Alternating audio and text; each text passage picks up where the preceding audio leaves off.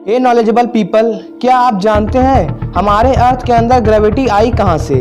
और क्या आपने कभी सोचा है कि कोई भी चीज़ ऊपर फेंकने से वो नीचे ही क्यों आती है? चलिए इस रहस्य का पर्दाफाश करते हैं। ग्रेविटी को समझने के लिए पहले हमें मैग्नेट की हिस्ट्री और मिस्ट्री के बारे में जान लेना चाहिए। लगभग 600 BC में चुंबक की खोज सबसे पहले मैग्नस नाम के एक चरवाहे ने की, लेकिन ये खोज उसने गलती से की थी। वह ग्रीस में मैग्नीशिया नाम के एक गांव में रहता था। वह अक्सर अपने भेड़ों को चराने के लिए पहाड़ों पर जाता था। एक दिन अचानक उसने देखा कि उसकी छड़ी जिससे वह अपने भेड़ों को चराता था और उसका सैंडल दोनों अचानक चट्टान से चिपक गए थे। उस पत्थर का नाम मैग्नेटाइट रखा गया और ये नाम उस चरवाहे के नाम पर रखा गया। इस तरह हुआ चुंबक का आविष्कार। बचपन में हम सभी ने मैग्नेट्स के साथ खेला है, और जब हम दो मैग्नेट्स के दोनों पोल्स को बदलकर दोनों को पास पास लाते थे तो मैग्नेट्स एक दूसरे से दूर भागते थे और हम इसे जादू कहते थे। अगर आपने भी बचपन में ऐसा किया है तो हमें ज़रूर कमेंट करें। खैर, ये तो बात थी अपने बचपन की। अब आते हैं अपने मेन मुद्दे पर। जब भी हम कोई चीज़ ऊपर फेंकते हैं तो वो हमेशा नीचे ही क्यों आती है?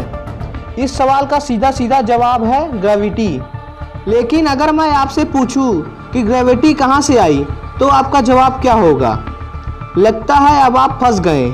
अगर आपको इस सवाल का जवाब नहीं पता तो पहले वीडियो को लाइक करें और चैनल को सब्सक्राइब करें। चलिए जानते हैं इसके पीछे का रहस्य।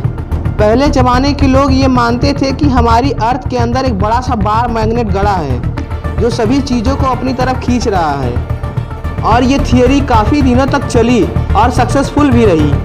मगर ये थियरी वैज्ञानिकों को हजम नहीं हो रही थी और वो इसके पीछे की असली वजह जानने में जुट गए। और आखिरकार बहुत रिसर्च के बाद उन्हें इस थियरी के गलत होने का सबूत मिल गया। इस थियरी का सबसे बड़ा ड्रॉबैक ये है कि अर्थ के कोर का टेम्परेचर इतना ज़्यादा है कि वहाँ कोई भी चीज़ सॉलिड स्टेट में नहीं होता। वहाँ हर एक चीज़ लिक्विड फॉर्म में पाया जाता है।